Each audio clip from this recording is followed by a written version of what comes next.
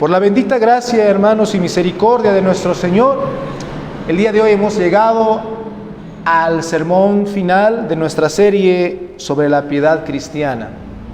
Son 7 sermones con este en el cual nos hemos dedicado a hablar acerca de la piedad. Desde su origen, ¿qué es? El significado, ¿dónde aplicamos todo esto? Y me gustaría brevemente en esta pequeña introducción, hermanos, poder hacer una reseña de los 6 sermones que hemos tenido. Habíamos comenzado hablando hemos comenzado definiendo y dándole la importancia a la piedad. Y la piedad hemos definido como la doctrina vivida, puesta en práctica y llevada a la obra. Entonces, todo aquello que nosotros aprendemos de la palabra del Señor, doctrina es enseñanza, ¿sí? Entonces, todo lo que aprendemos de la palabra del Señor está para que nosotros lo vivamos. Eso habíamos definido con respecto a la piedad. Entonces, luego habíamos empezado a hablar de que la piedad podemos revisarla desde un punto de vista de Dios hacia el hombre y del hombre hacia Dios. Cuando el Señor tiene piedad de nosotros, hemos hablado acerca de su misericordia, ¿verdad? Pero cuando nosotros hablamos de una piedad del hombre para con Dios, habíamos hablado acerca del temor del Señor, que es la respuesta prácticamente a la misericordia dada y expresada en Cristo Jesús para con nosotros, ¿no? Entonces, luego habíamos hablado en nuestro segundo sermón de dónde proviene esa piedad, de dónde nosotros llegamos a convertirnos, por decirlo así, en creyentes piadosos. Y para ello nos hemos remontado a la doctrina de la unión mística con Cristo, que esto justamente hablaba de que Cristo, hermanos, ¿sí? Cristo fue nuestro Salvador antes de la fundación del mundo. Eso es lo que dice la Escritura.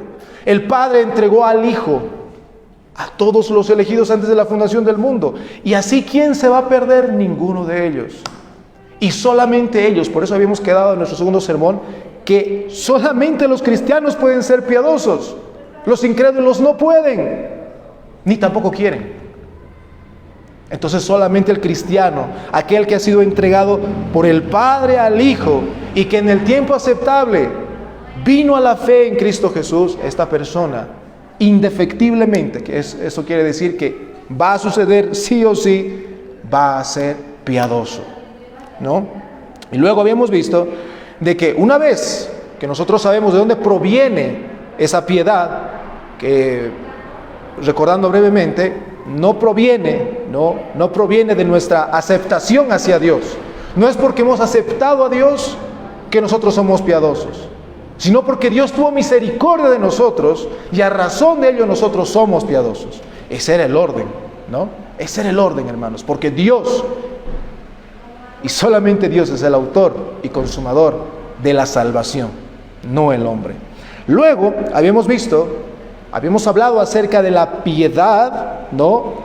Y la iglesia, que la iglesia es el lugar donde nosotros aprendemos, damos, por decirlo así, empezamos a ordenar los pasos con referente a la piedad. Y habíamos hablado ahí acerca de los medios de gracia, de la predicación de la palabra del Señor, de la lectura de las Escrituras, de la comunión diaria, ¿no? De los sacramentos, del bautismo, de la cena del Señor, del mismo salterio, cómo nosotros podemos encontrar tantas vivencias, ¿no? Como leíamos esta mañana en el salterio. Entonces, todo ello aprendemos en la iglesia. Pero sería algo bastante incompleto decir que solamente en la iglesia y a la iglesia de forma práctica, diaria, le corresponde esto, la enseñanza de las doctrinas cristianas. No, en el sermón número 4 habíamos hablado acerca de la piedad en el hogar, el tiempo de adoración familiar, el padre como cabeza del hogar llevando a la adoración a la familia, llevándolos a Cristo diariamente, instruyéndolos diariamente en el temor del Señor, como habíamos visto en la Escritura, ¿no? Y justamente hablamos un poco acerca de los roles también ahí, ¿no? Brevemente. Luego, en nuestro quinto sermón hemos hablado acerca de la piedad en el trabajo. todo lo que la Escritura nos enseñaba, o bueno, de una forma introductoria con respecto a si nosotros somos empleados, cómo tenemos que comportarnos con nuestros jefes, o si somos jefes, cómo debemos comportarnos con los empleados, ¿no? Y una vez más, aquí ya empezábamos a abrir un poquito más el espectro. ¿En qué sentido? En que el cristiano no está en cuatro paredes, hermanos. El cristiano vive ahí afuera, convive con gente incrédula, y cómo la Escritura le manda a guardar su testimonio frente a ellos. Eso habíamos visto. Y ya la semana pasada habíamos hablado acerca de la piedad y el gobierno civil. Romanos 13, bueno, el capítulo a continuación del cual hemos leído, que nos dice: sométase toda persona a las autoridades superiores, ¿no? Que todo lo que el Señor manda en esta tierra, que Cristo es el Rey, Cristo es el que gobierna. Tanto habíamos visto en los dos reinos, ¿verdad? En el reino del gobierno civil y en el reino de la iglesia. Él es el que reina. Nada está fuera de lugar. Y que habíamos ido aplicando, hermanos, que debemos quitarnos ese pensamiento dualista de que el cristiano una cosa es en la iglesia y pues con otras cosas no tiene que meterse, no tiene que ver. No, hermanos. El cristiano está llamado a ser sal y luz en esta tierra. Y tiene que crecer espiritualmente para llevar a Cristo a los que pueda compartir la palabra del Señor. Y en nuestro sermón final, hermanos, del día de hoy, nosotros vamos a hablar acerca de nuestra entrega sacrificial en Cristo. Y quiero con este sermón dejar en claro que nosotros, hermanos, como solamente si el Señor ha obrado por su Santo Espíritu en nuestro corazón, vamos a estar dispuestos a obedecer todo lo que hemos aprendido en esta serie. De lo contrario, no. De lo contrario, siempre va a haber aspereza en nuestro corazón. Siempre va a haber, será, no será. Y eso no puede ser posible en la mente y el corazón del cristiano. No puede ser posible.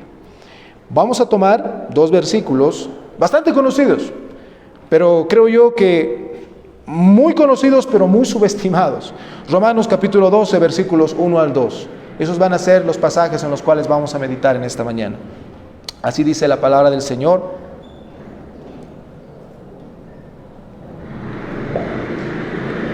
En Romanos capítulo 12, versículos 1 al 2. Así que, hermanos, os ruego por las misericordias de Dios que presentéis vuestros cuerpos en sacrificio vivo, santo, agradable a Dios, que es vuestro culto racional. No os conforméis a este siglo, sino transformaos por medio de la renovación de vuestro entendimiento, para que comprobéis cuál sea la voluntad de Dios agradable y perfecta.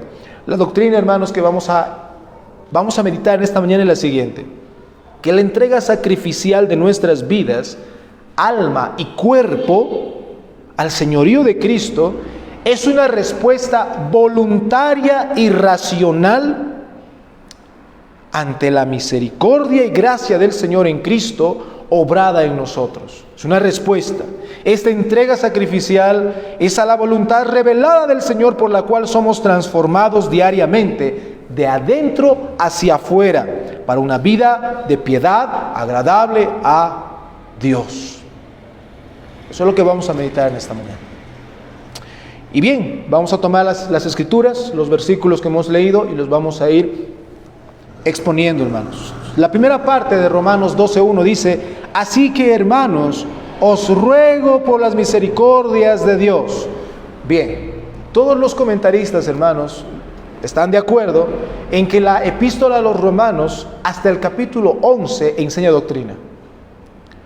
Desde el inicio de la salutación, y comienza el apóstol Pablo a presentar la doctrina, la justificación por fe, como vamos a ver en un momento más, ¿no? Y empieza a esbozar todo ello y finaliza en el capítulo 11. Finaliza, por eso el capítulo 11 acaba con un amén. Ahí finaliza la enseñanza doctrinal de Pablo en la carta a los Romanos. A partir del capítulo 12, Pablo va a empezar a aplicar lo que les ha enseñado. Por eso comienza con un así que. Es como decirles, no, bien, yo ya les explicó todo esto, entonces deben hacer esto. ¿Sí? Por eso comienza con un así que. Y fíjense, dice así que hermanos. Y esa palabra debemos subrayarla. ¿Por qué? Porque se dirige a los creyentes, tanto judíos como gentiles. Porque la carta del apóstol Pablo a los romanos lo que hace, hermanos, es colocar a todos bajo pecado. A todos, ¿sí? A todos. Seas judío, seas gentil, tú necesitas la gracia del Señor y la justificación solo por la fe en Cristo Jesús. Eso es lo que hace el apóstol Pablo. Fíjense. Si ustedes me acompañan al capítulo 11, al versículo 32. Escuchen lo que dice la palabra del Señor. Romanos 11, 32. Porque Dios sujetó a todos en desobediencia para tener misericordia de todos. ¿Sí? Entonces, aquí el apóstol Pablo, cuando dice hermanos, se está refiriendo ya sean judíos o sean gentiles. ¿Sí? Ahora, esta palabra es importante, por eso les decía, hermanos, porque un incrédulo no está en Cristo. Y nada de lo que intente hacer a partir de lo que vamos a empezar a hablar en esta mañana es válido. Nada. Solo el creyente está habilitado a lo que vamos a empezar a aplicar esta mañana. El incrédulo ni que lo intente, porque vamos a ver en las aplicaciones por qué eso no es posible. ¿Sí? Ahora, encontramos lo siguiente, un clamor sincero de parte del apóstol Pablo. Dice, os ruego, hermanos, os ruego. Y eso nos hace notar, ¿no?, la preocupación pastoral que tenía Pablo. Por favor, hermanos, hagan esto. Eso les está diciendo. Por favor, hermanos, hagan esto. Un clamor sincero del corazón para con estos hermanos, ya sean judíos o sean gentiles. Ahora, dice, os ruego por las misericordias de Dios. Y esta parte es interesante porque las misericordias que hace referencia, misericordia prácticamente en palabras simples es dar algo a alguien sin que esta persona lo merezca y pues que esté necesitada de algo. Una forma práctica en la cual nosotros podemos meditar en la palabra misericordia es cuando nosotros estamos en la calle y alguien nos extiende la mano. ¿Tú estás obligado a darle a esa persona dinero? No estás obligado. Pero algo te mueve, algo te mueve a ayudar. Está en una situación bastante mala y quieres ayudar. Ese es un concepto humano de misericordia, ¿sí? Pero el concepto de misericordia de Dios, hermanos, es por encima. La palabra Gesed ni siquiera puede ser transliterada al español de una forma exacta, ¿sí? Pero es el favor eterno del Señor para con pecadores inmerecedores. Pero ¿a qué misericordia se está refiriendo aquí? Dice, os ruego por las misericordias. Está en plural. Por las misericordias de Dios. Ahora, estas misericordias, hermanos, son las que preceden y fueron explicadas en los 11 capítulos anteriores. ¿Sí? Ahora, ¿de qué estamos hablando? Brevemente, estamos hablando de la justificación por la fe. Si ustedes me acompañan, hermanos, al capítulo 1 de Romanos, ya en el versículo 16, después que él saluda a los hermanos, que él quería ir a ver a los hermanos, anhelaba ver a los hermanos, dice lo siguiente: porque no me avergüenzo del evangelio, porque es poder de Dios. Entonces va a empezar a explicar el evangelio, hermanos. E inmediatamente el apóstol Pablo dice que es poder de Dios para salvación a todo aquel que cree, al judío primeramente y también al griego. Porque en el evangelio la justicia de Dios se revela por fe y para fe, como está escrito, mas el justo por la fe vivirá. Y va a empezar a explicar qué significa eso. Va a empezar a colocar, si ustedes ven ahí en el capítulo 1 del versículo 18 hasta el 32, coloca de que todos son pecadores. Nadie se salva de esto. Aquellos que no, por ejemplo, siempre nos hemos preguntado, ¿no? Por ejemplo, ¿qué pasa con esas personas que tal vez nunca han escuchado del evangelio? Nunca han escuchado de Dios. ¿Van a ser inocentes tal vez? No, no. Porque los que sin ley perecieron, va a decir más adelante Pablo, igual van a ser juzgados. ¿Sí? Entonces no hay nadie que esté fuera de la culpabilidad del pecado. Y eso es lo que va a empezar a esbozar el apóstol Pablo. Va a empezar a hablar acerca de la justificación, ¿no? No quiero detenerme mucho en esto, hermanos, pero nos muestra la injusticia universal, como les decía, la injusticia universal del ser humano, ya sea de judíos y de gentiles. Los gentiles, como en nuestro caso y en nuestro medio, hermanos, pues nos embotamos en nuestro entendimiento. Preferimos nosotros, no sé, agarrar un yeso y prenderle velas y decir que eso es Dios en nuestro medio. Pero los judíos, ¿qué habían hecho? Ellos habían pensado, y por eso Pablo va a hablar mucho acerca de Abraham, va a hablar acerca de la descendencia de Abraham, va a llegar al capítulo 9 y va a decir que no es por la sangre, sino es por la elección y por el llamamiento del Señor.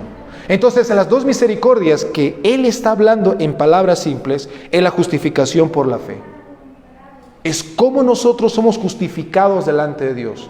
Cómo judicialmente, y esta palabra, hermanos, por favor, recuerden cada vez que van a hablar de justificación. ¿Por qué? Porque es un acto judicial de Dios. ¿En qué sentido? Nosotros hemos traicionado cósmicamente a Dios, quebrantando sus mandamientos. Y eso, hermanos, eso amerita juicio y condenación. Pero ¿qué hace la justificación por la sola fe? Mas el justo por la fe vivirá. Este pasaje, hermanos, fue el que hizo prácticamente despertar a Martín Lutero. Él estaba cansado de todo el tiempo ir a confesar sus pecados al sacerdote, salir de ahí y luego ¿qué pasa? Otra vez peco. Entraba a su cuarto, golpeaba las cosas y decía: ¿por qué tú me traes a esto, Señor? Todo el tiempo me siento culpable. No puedo quitar esto de mí. Todo el tiempo peco, por más que te digo que me perdones, pero sigo en lo mismo. Pero hasta que el Señor le mostró esto: mas el justo por la fe vivirá. Y Pablo lo que hace en esta carta es mostrar que esa fe no es por obras. No es por obras, sino que es un don de Dios. ¿Y qué pasa en la justificación por la sola fe? Dios toma, hermanos, cuando nosotros descansamos en Cristo, en arrepentimiento y fe, en polvo y ceniza de nuestros pecados, Dios toma nuestros pecados y se los imputa a Cristo. Y toma la justicia, la pureza, la rectitud que nosotros no tenemos y nos las imputa a nosotros. Eso es lo que explica el apóstol Pablo. Y yo les pregunto, ¿no es eso una misericordia de Dios? ¿Merecemos que Dios haga con viles pecadores como nosotros eso, el Señor? No.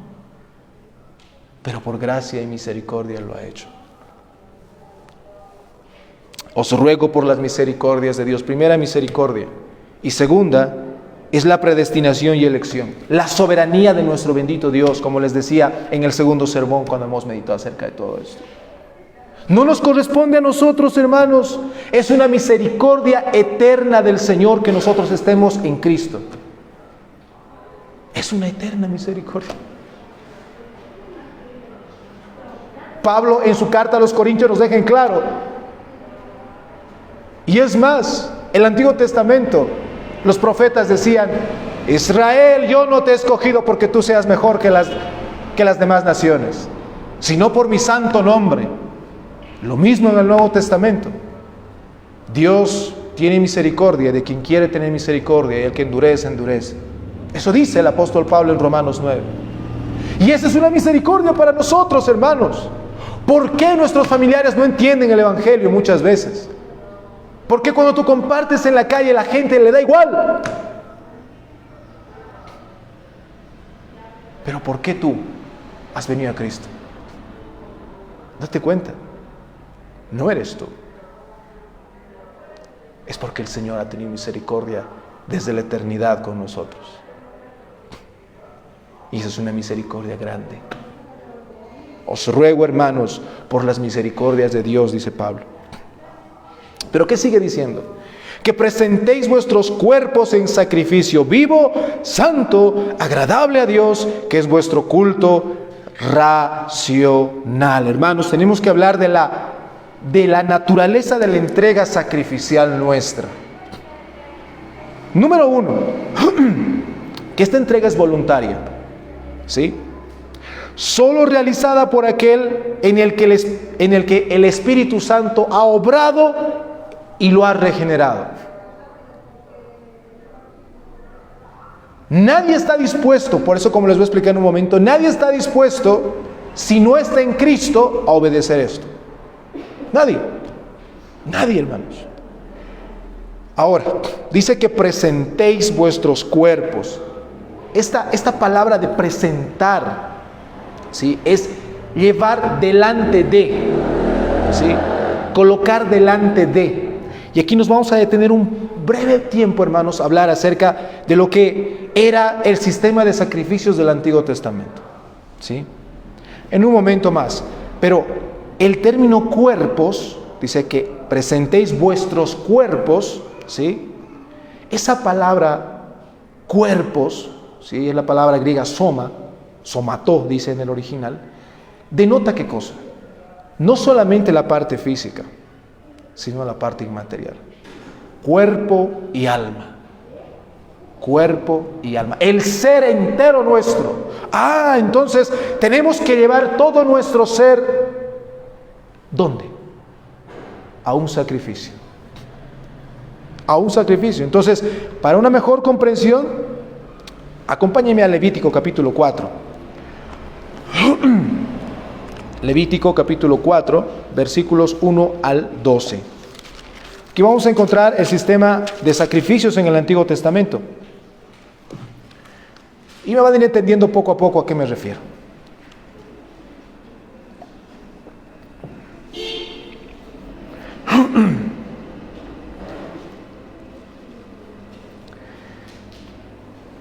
Levítico capítulo 4, versículos 1 al 12. Así dice la palabra del Señor.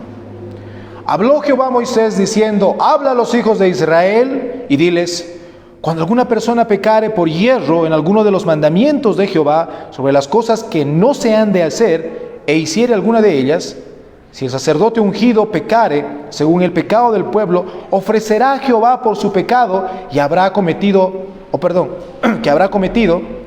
un becerro sin defecto para expiación.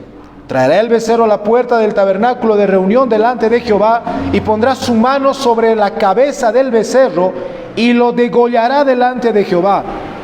Y el sacerdote ungido tomará de la sangre del becerro y la traerá al tabernáculo de reunión, y mojará el sacerdote su dedo en la sangre y rociará de aquella sangre 7 veces delante de Jehová hacia el velo del santuario.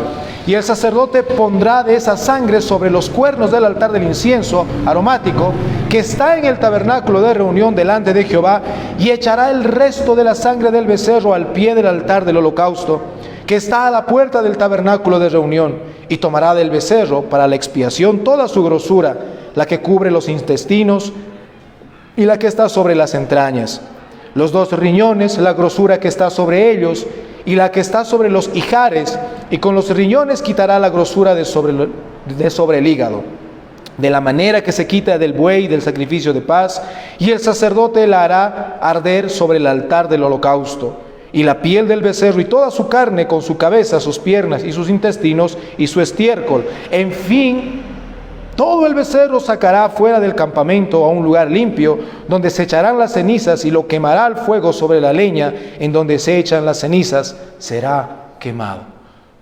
¿Por qué he llamado el sistema de sacrificios del Antiguo Testamento? Porque era un procedimiento que el pueblo de Israel tenía que seguir al pie de la letra.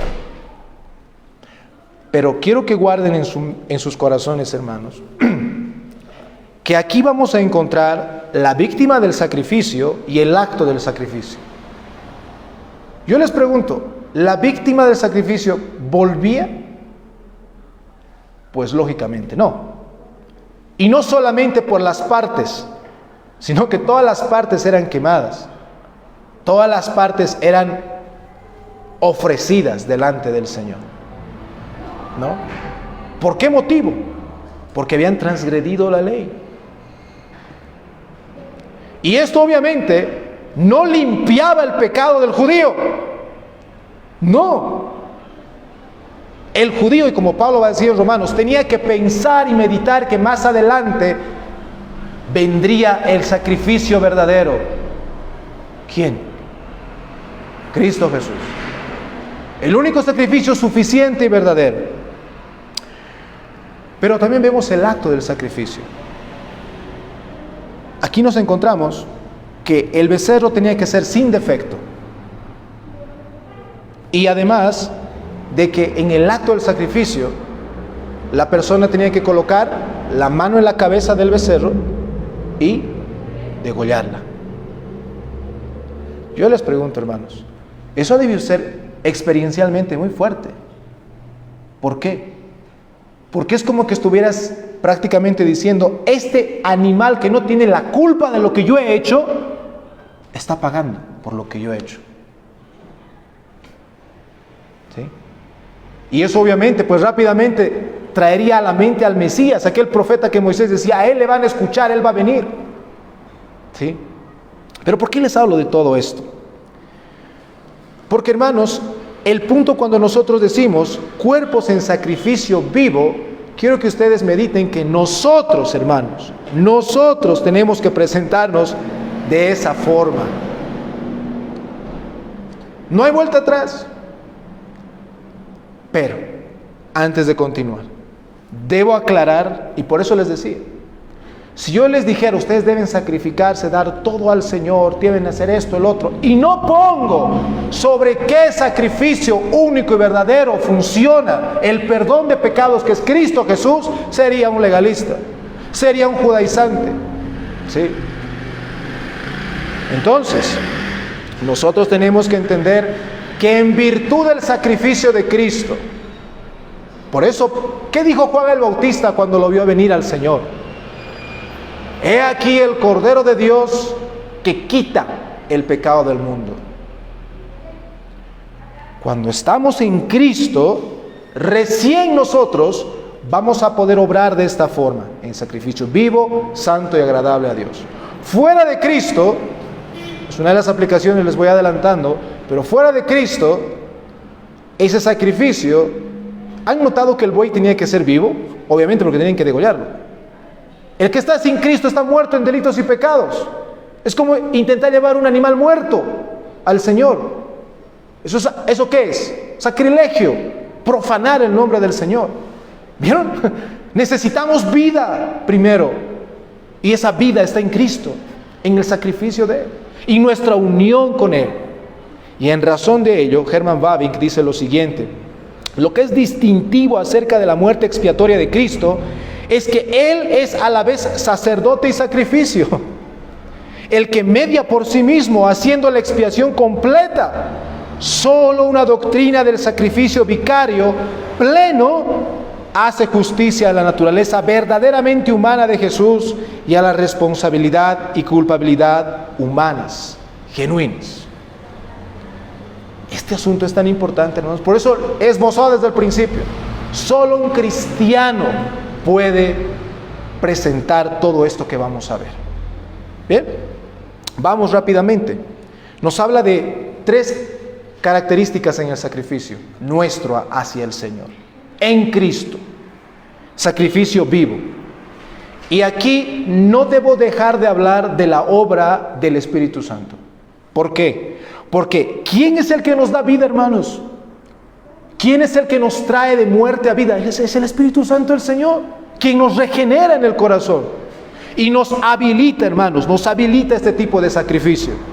Porque de lo contrario, como les he dicho, estaríamos muertos, ¿verdad? Como todas las personas que no están en Cristo. Pero ¿qué es ya más específicamente un sacrificio vivo? Hermanos, es la mortificación del viejo hombre, ¿sí? Esta nueva vida que el Señor nos ha dado en Cristo, de modo que si alguno está en Cristo, nueva criatura es. Todas las cosas viejas pasaron, he aquí, todas son hechas nuevas. Somos nuevos en Cristo, y siendo nuevos en Cristo, ¿qué debemos hacer? Como vemos en Romanos 7, Pablo dice, miserable de mí, mortificar a ese hombre que aún todavía mora en nosotros. Ese sacrificio vivo se refiere a eso, hermanos, que nosotros debemos mortificar al viejo hombre, ¿sí? Y sobre todo, que este sacrificio vivo, hermanos, nos debe traer a la conciencia, por eso leí el sistema de sacrificios del Antiguo Testamento, nos debe traer a la conciencia de que no hay vuelta atrás. No hay vuelta atrás. Cuando se degollaba el animal, no podía decir, no, perdón, voy a traer otra vez. No, no se puede. Ya no hay vuelta atrás. Ese tipo de sacrificio en la mortificación de nuestro pecado, del viejo hombre, debe crecer. No podemos volver atrás. Y yo les pregunto, una vez más, ¿quién puede hacer esto? Solo aquel que ha sido salvado por la gracia y misericordia de Dios en Cristo. ¿Sí? Y quiero que vayan viendo, por eso hay tanto cristiano nominal en la actualidad. No es decir nomás soy cristiano. No, que el apóstol Pablo dice, ya les he hablado de toda la doctrina, hermanos, así que ustedes deben presentarse como un sacrificio vivo delante de Dios. Eso es lo que deben hacer. Y esto, hermanos, yo les hago recuerdo. Recién es en el año 70 después de Cristo cuando destruyen el templo. En cierta forma, mientras el apóstol Pablo está hablando todo esto, ¿sí?, aún se realizaban los sacrificios. No se había detenido todavía. ¿Sí? Es un dato importante porque tenemos que ver el contexto cultural en el cual se ha escrito todo esto. Y les está diciendo, ustedes ven cómo llevan los animales, ¿verdad? Bien, ustedes deben presentarse delante de Dios vivos, porque ya no necesitamos más de esas cosas. Cristo es suficiente en el sacrificio para con Dios. Pero ustedes deben presentarse. Sacrificio vivo. Sacrificio santo. Continuamos hablando del bendito Espíritu Santo que nos aparta, hermanos. Es el Espíritu Santo, por eso dice sacrificio santo. Vemos que el animal en el Antiguo Testamento era, ¿qué? Sin mancha, ¿verdad? Sin defecto. ¿Cómo nosotros somos hallados sin defecto delante del Señor? Por la obra de Cristo. ¿Sí? Y solo de esa forma nosotros podemos ofrecer un sacrificio santo, apartado para con el Señor. ¿Sí? Entonces, si vamos a hablar de un sacrificio santo, estamos hablando de una consagración del creyente al Señor. Una consagración sincera. Algo que realmente en tus 5 sentidos tú lo hagas. Un sacrificio agradable a Dios. Un sacrificio agradable a Dios. Así, una vez más, como el Espíritu Santo, hermanos, nos regenera, nos aparta para servir a nuestro Dios, también nos habilita, hermanos, para que nuestras obras sean agradables al Señor en Cristo. ¿Sí? Te he presentado, hermano, amado hermano, amada hermana, esta mañana, cómo es que este sacrificio debe ser delante del Señor. Número 1, en base de los méritos de Cristo. Y a razón de los méritos de Cristo, nosotros presentar esto. ¿Por qué? Porque somos vivos gracias al Espíritu Santo. Somos santos gracias al Espíritu Santo que nos aparta para sí. Y somos agradables delante del Señor porque el Espíritu Santo nos ha unido a Cristo. Y tomamos de Él gracia sobre gracia. ¿Sí? Ahora, hermanos, esta parte es importante. Que presentéis vuestros cuerpos, todo nuestro ser, como hemos visto, en sacrificio vivo, santo, agradable a Dios, que es vuestro culto racional. Que es vuestro culto racional. Hermanos, esta forma de proceder, ¿sí?, proviene, como les dije, no de un corazón regenerado, pero este culto racional, culto quiere decir la forma en la cual nosotros vamos a dirigirnos a Dios conforme a lo que Él ha establecido en su palabra. Si nosotros nos dirigimos a nuestro bendito Dios con algo que no esté en su palabra, hermanos, ¿qué estamos haciendo? Estamos presentando fuego extraño. El culto racional está determinado por las Escrituras. ¿Cómo debemos dirigirnos a Dios? ¿Cómo debemos acercarnos como el pueblo del pacto a Dios? ¿Sí? Entonces, esta forma de proceder racionalmente proviene de las Escrituras. La adoración racional o razonable es aquella que toma los preceptos y principios de la palabra del Señor, solamente. ¿Sí? Ahora, continúa en el versículo 2. Hasta ahí, hermanos, el apóstol Pablo nos está diciendo qué es lo que tenemos que hacer. Así que, hermanos, os ruego por las misericordias de Dios que presentéis vuestros cuerpos en sacrificio vivo, santo, agradable a Dios, que es vuestro culto racional. Eso proviene de las Escrituras. Y solamente deben hacerlo conforme a lo que las Escrituras les manda. No se inventen cosas. Hermanos, ¿cómo está la iglesia en la actualidad? ¿Será que los creyentes semanalmente están pensando en presentarse de esta forma delante de Dios? No.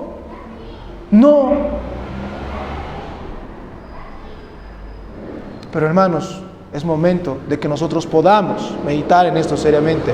¿Por qué? Porque quiero que vean que nuestra entrega sacrificial en Cristo es nuestra vida de piedad. Eso es. Capítulo 2. No os conforméis a este siglo. Esta prohibición, hermanos, dice, no os conforméis. Es un imperativo. Es decir, nos está diciendo que no debes hacerlo. No te estoy preguntando, por decirlo así. No debes hacerlo. ¿Sí? No debes hacerlo. Esta prohibición es un imperativo a no ser moldeados por el mundo y las cosas efímeras que nos ofrece. En ese entonces, esta carta, ¿dónde estaba dirigida? A Roma, el imperio más grande en ese entonces. Deidades por aquí y por allá. Si ustedes han podido ver cómo era la vida, por ejemplo, en Pompeya, y cómo era la vida en distintos lugares donde tenía dominio romano, su vida moral era completamente libertina. Sí. Y el apóstol dice, no os conforméis a este siglo. Y en la Escritura hay dos formas de referirse al tiempo que estamos viviendo y el tiempo futuro. El siglo, el presente siglo, o este siglo, como dice aquí, es desde que Adán y Eva cayeron en el Edén hasta que Cristo retorne. ¿Sí? A eso se refiere. Es una época de tiempo, sí, pero no podemos decir de que solamente en el primer siglo. No, sino es desde que ha comenzado, tristemente, sí, la caída hasta que Cristo venga. Ese es el siglo malo, el presente siglo. Y el siglo venidero es cuando Cristo retorne y sea todo renovado y recreado a la perfección suya. Entonces, no nos conformemos a este tiempo. No lo hagamos. Y este es un imperativo, hermanos. No nos está dando la opción. ¿Por qué? Porque claramente si nosotros no lo hacemos, va a haber consecuencias. Va a haber consecuencias. ¿Sí? Ahora, hermanos, quiero que comprendan esto. ¿Por qué es imperativo? Porque siendo nosotros siervos, doulos, esclavos de Cristo, de un amo trascendental, que no tiene ni tiempo, no tiene principio ni fin. Él es nuestro Rey. A Él le pertenecemos. Cuando la Escritura dice que nos ha el Señor traído del reino de las tinieblas al reino de la luz de Cristo, nos está diciendo que nos ha llevado a su cautividad. Le pertenecemos, no a nosotros. Entonces, siendo siervos de un amo trascendente que es Jesucristo, no debemos ni podemos agradar, y escuchen esto, al amo que teníamos intrascendente. manifestado en la actualidad por el mundo, el pecado y Satanás. ¿Sí? No nos debemos conformar a este siglo en esa forma. Nosotros sabemos qué es lo que este mundo enseña en contra de la palabra del Señor. No debemos conformarnos, no debemos intentar hacer las paces con ellos, porque no hay paz con ellos. No hay paz. No hay el Evangelio, no hay paz. Sino, dice, transformaos por medio de la renovación de vuestro entendimiento. Esta expresión, hermanos, indica un cambio desde lo interno hacia lo externo. Este transformaos es la misma palabra que se utiliza para arrepentimiento. Metanoia. Una transformación. Esa palabra metanoia en nuestro contexto actual lo utilizamos para metamorfosis. Cuando una oruga se convierte en mariposa. Esa mariposa no puede volverse a convertir oruga, ¿verdad? Ya no. Un cambio. Transformaos ahora. Un cambio de lo interno hacia lo externo. Y una vez más, hermanos, esto solamente puede ser obrado por la gracia del Señor derramada en nuestros corazones por el Espíritu Santo. ¿Sí? Es el Espíritu Santo quien nos habilita. Es el Paracletos el que nos lleva a este entendimiento. Y dice, por medio de la renovación de vuestro entendimiento. Y aquí tenemos que hablar de ¿qué? No de la santificación posicional, sino de la santificación progresiva. A eso se refiere. Somos santificados. ¿Qué significa esto? De que nosotros vamos muriendo cada vez más al hombre interior para llegar a la santificación plena en la redención final con Cristo. ¿Sí? Entonces, si no transformados por medio de la renovación, esa santificación progresiva renueva, hermanos, el entendimiento del Señor. Pregunta, ¿cómo renovamos ese entendimiento? Muchos cristianos cometen este gran error. Van por aquí, se equivocan o estaba mal, mejor voy por acá. Esa es una forma, muchas veces, hasta los incrédulos hacen eso, ¿verdad? Pero ¿cuál es la forma de renovar nuestro entendimiento día tras día? Solo por medio del estudio serio y sistemático de la palabra del Señor. Nuestro amado hermano Sergio la semana pasada nos hablaba acerca de cómo proceder en las decisiones.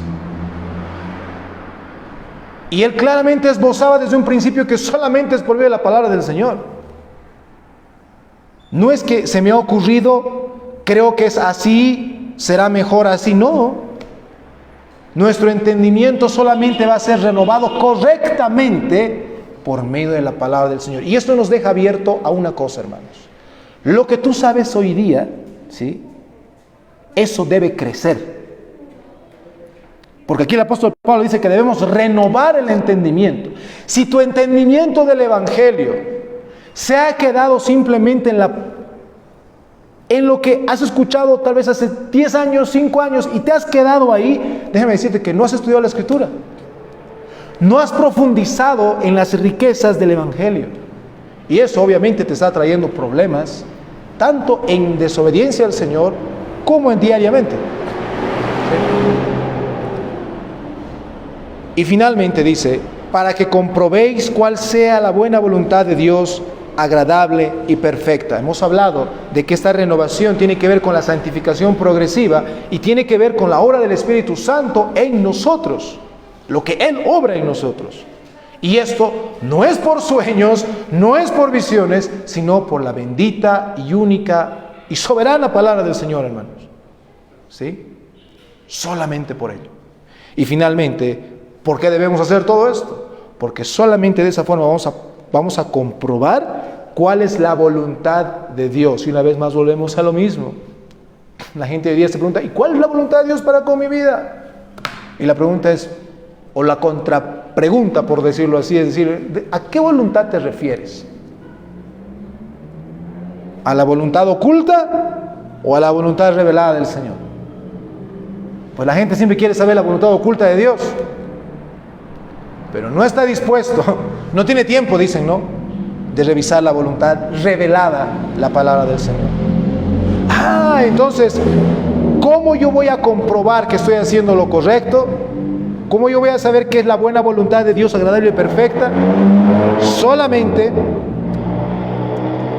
examinando la buena voluntad revelada del Señor, que es la palabra del Señor.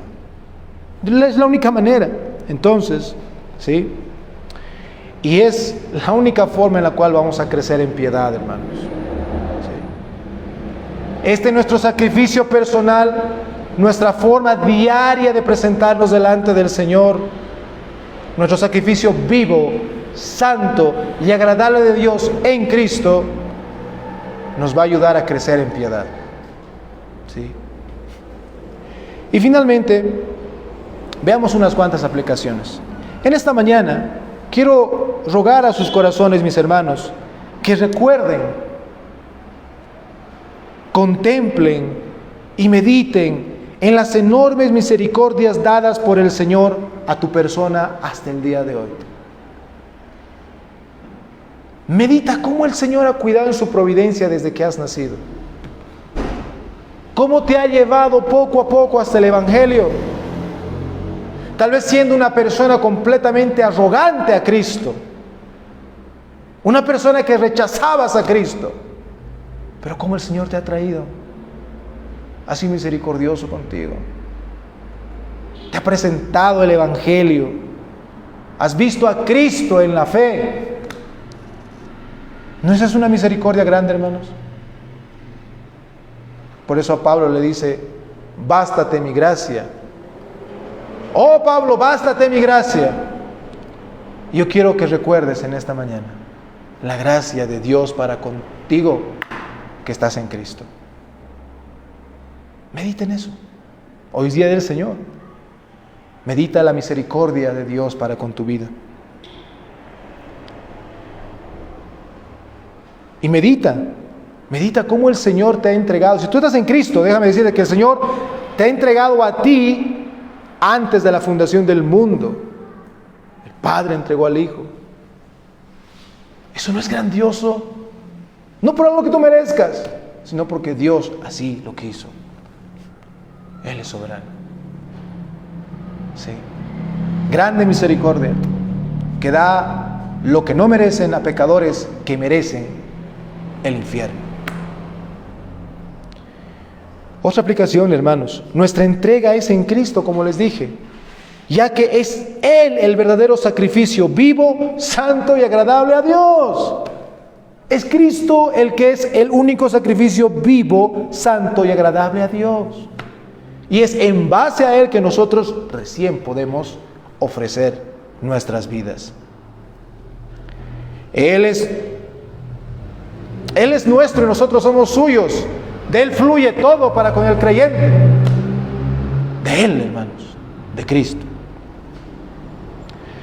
Y aquí obviamente, como les dije en un principio, hermanos, el incrédulo no puede ni debe intentar ser un sacrificio al Señor, ya que está muerto, es impuro y es desagradable al Señor. Es así como se ve el impío delante del Señor. Dice que las justicias para Él son como trapos de inmundicia, ¿verdad? Eso es. El incrédulo está muerto, impuro y desagradable. No puede, ni siquiera intentes decir, bueno, ¿y no han visto eso, hermanos, en muchas personas? Que tal vez cometen errores en su vida y dicen, yo tengo que pagar por mis pecados. Yo tengo que ponerme, no, yo tengo que sufrir y con eso me voy a sentir mejor. No seas necio. Porque para con Dios lo único que vale es Cristo y el sacrificio de Cristo. Primero ve a Él, humíllate ante Cristo, busca sus misericordias. Él dice, el que viene a mí no le echo fuera. ¿A quién de nosotros creyentes en esta mañana nos ha echado Cristo? Nos ha dicho, no, vete, no te quiero. ¿Alguien puede decir eso? Nadie. En el infierno ninguno puede quejarse de eso. Nadie puede decir en el infierno, es que no me has escogido. No, otra cosa es que tú no has querido ir al Señor. No has buscado su misericordia. Por eso, incrédulo, por favor, por amor a tu alma, primero humíllate a Cristo, pide su misericordia y Él te la dará. Él te la va a dar.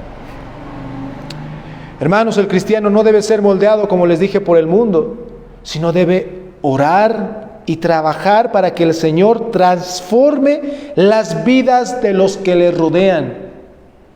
Debe ser sal y luz en la vocación en la cual el Señor le ha llamado. El cristiano, hermanos, no es simplemente el que vive en la iglesia todo el día. El cristiano es doctor, es médico, es doctor, es arquitecto, es ingeniero, es presidente, es ministro. Puede serlo, pero él debe cumplir lo que Cristo le ha mandado, donde le ha llamado a servir en esta tierra. Entonces, el cristiano no debe ser moldeado por el mundo. Hermanos, cuando nosotros damos simplemente un paso a un lado y le decimos al mundo, a ver, muéstrame qué es lo que tienes, no esperes que vayas a volver bien de ahí. ¿Por qué? Porque déjame decirte, así estamos siendo cobardes. Estamos diciendo, no, es que si no hago esto, me van a rechazar. Si no me comporto como ellos, me van a rechazar. Si no hablo como ellos, no me van a querer. Dice, el que no deja todo, padre, madre, hermanos, todo, no es digno de mí, dice Cristo. Y ahí es donde nosotros debemos meditar seriamente. Nosotros tenemos que ser sal y luz en este mundo y trabajar, orar al Señor para que transforme las vidas que nos rodean. No al revés. No al revés. Hermanos, una vez más, no se olviden, la fuente del nuevo entendimiento diario que tenemos, ¿cuál es? ¿Nuestra experiencia del día anterior? No. Lo que el Señor nos habla por medio de su palabra día tras día. Lo que tú no sabías, debes quitarte de tu mente aquello que muchas veces tristemente hemos caído, y para vergüenza mía lo digo también, es que siempre es hecho así. No, hermanos, estamos llamados a ser renovados en nuestra mente por medio de la palabra del Señor, que nos va a decir, esto no es así. ¿Crees que soy santo? Bien, trátame como un Dios santo. No andes jugando con tus cositas. Señor, perdón. ¿Ve? Vamos a cambiar. Vamos a cambiar. La vida de piedad, hermanos, del cristiano mientras esté en este mundo debe ser, como les dije, por favor, dedícate a un estudio serio y meditación de la palabra del Señor. Debes hacerlo. Si no haces eso, esto no es solamente para los que predican. No, pues el que predica es el que estudia y el que me enseña. No. ¿Por qué? Porque si no hacemos eso, vamos a ser movidos de una doctrina a otra así. Como dice el Señor, ¿no? Como vientos por los falsos maestros de un otro lado. No vamos a saber decir, esto dice en la Escritura, ¿por qué tú enseñas esto? Estudio serio de la Escritura. Examinación diaria antes de comenzar el día y finalizar el día. ¿Saben? Pregúntate al comenzar el día, Señor, ¿qué vas a enseñar hoy día? Bien, ve a la Escritura, estúdiala, vive tu día y al finalizar, medita. Señor, ¿realmente esto era así? ¿Yo he hecho así? No, perdón. Renueva tu mente, examínate diariamente. Y sabes, agradece continuamente al consumador de nuestra fe, hermanos, Cristo Jesús. Porque si no fuera por Él, si no fuera por su sacrificio, si no fuera por todo lo que Él ha hecho, nada de lo que te enseñé esta mañana vale. Nada. Porque por Él, de Él, en Él y todo, hermanos, a Él sea la gloria, como dice Romanos capítulo 11 al finalizar, antes de enseñarnos todo esto. Y finalmente, para terminar en esta mañana, brevemente me gustaría llamar a aquellos, ¿no?, que no están en Cristo. Esta mañana te he presentado una doctrina la cual el cristiano está habilitado a hacer. Pero, tú que estás en Cristo, déjame decirte cuál es tu realidad. Tú vives en una realidad de pecado y miseria. Esa es tu realidad. Tu realidad es de pecado y miseria. ¿Pecado por qué? Porque desde que has nacido, siendo descendiente de Adán, el primer hombre que traicionó a Dios, has nacido en pecado. Y tu pecado se empezó a manifestar desde que eres niño. Odio, venganza, ¿verdad? Y eso no es poco, porque eso es rebelarse contra el Creador. He aquí dice, Dios hizo todas las cosas buenas. Es el hombre, dice Eclesiastés, que ha buscado sus depravaciones. Vete frente a la ley del Señor. Vete frente a la ley del Señor. Ve mandamiento tras mandamiento. No tendrás dioses ajenos delante de mí. Y muchos de ese no pasamos, ¿verdad? Porque sí hemos hecho otros dioses delante de nosotros. Sí lo hemos hecho. Una persona, una situación. Hemos transgredido la ley de Dios. ¿Y sabes qué es lo que pasa al transgresor de la ley del Señor? Que la paga del pecado es la muerte. Esa es tu realidad, pecador. Y miserable. Miserable, ¿por qué? Porque andas buscando las migajas que el mundo te bota. Lo que la podredumbre del mundo te bota, tú lo recoges. ¿No vemos eso hoy en día? Algo se pone de moda y todos quieren hacer eso. Todos imitan eso. Todos quieren hacer eso. Todos quieren agarrarse para ser parte de aquello que para todos está bien. Te conformas con migajas. Pero el Señor, que es dador de todas las cosas, nos dice que somos miserables por ser de esa forma. Esa es tu realidad si tú estás sin Cristo. Pero en Cristo. ¿Y por qué tanto? ¿Por qué hablas tanto de Cristo, tanto de Cristo? ¿Y por qué no nos hablas simplemente de poder vivir en paz y vivir bonito? Porque no se trata de eso. La Biblia se trata de la santidad de Dios y se trata de la gloria de Cristo. Y nosotros tenemos que estar conscientes de eso. Por favor, por amor a tu alma, mira tu realidad. Si tú estás en esa realidad, mira tu realidad. Y ven a Cristo. Dice que Él es el único que puede limpiar tu pecado y tu miseria.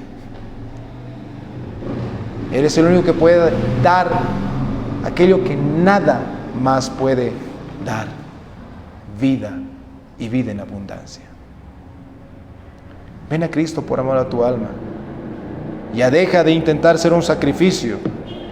Deja de intentar agradar a Dios por lo que tú estás haciendo.